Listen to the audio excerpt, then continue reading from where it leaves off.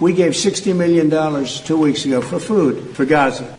And nobody said, gee, thank you very much. No, you didn't. At least I can't find a record of that. There is a record of $30 million being allocated to the Gaza Humanitarian Foundation, which is an organization backed by the Israeli and American government, who are under criticism for their cooperation with the IDF in their efforts to help the Israeli government control and weaponize access to food against the starving population of Gaza. But you know, you don't have to take my words for it. Here are the words of former Green Beret Anthony Aguilar describing his own experience working for the Gaza Humanitarian Foundation in cooperation with the IDF. In my most frank assessment, I would say that they're criminal.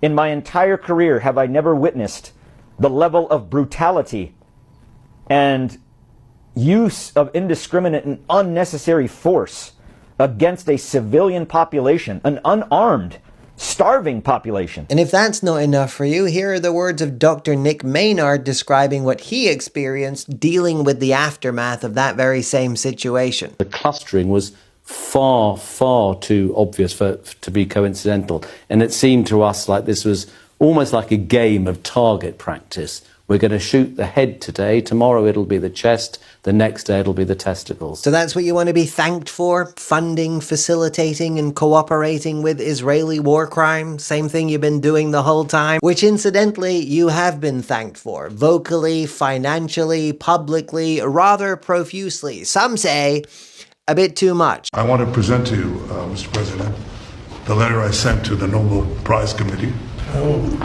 It's nominating you for the Peace Prize, which is well-deserved. Now, I think it should be pointed out also that since the Gaza Humanitarian Foundation is funded and controlled by the American and the Israeli government, this is not really a donation so much as just the allocation of funds for a particular purpose. It's kind of like when a billionaire founds a charity in their own name, donates a bunch of money to themselves, uses that money to manipulate geopolitics in a way that serves their own financial interests, writes off the donation for tax purposes, then gets a newspaper that they also probably own to write a fluff piece about how philanthropic and kind they are. Also, even if there was a donation of $60 million of actual food that actually got distributed to the starving people of Gaza, it's not your money, it's taxpayer money, and also you are actively participating in the starvation of the people of Gaza.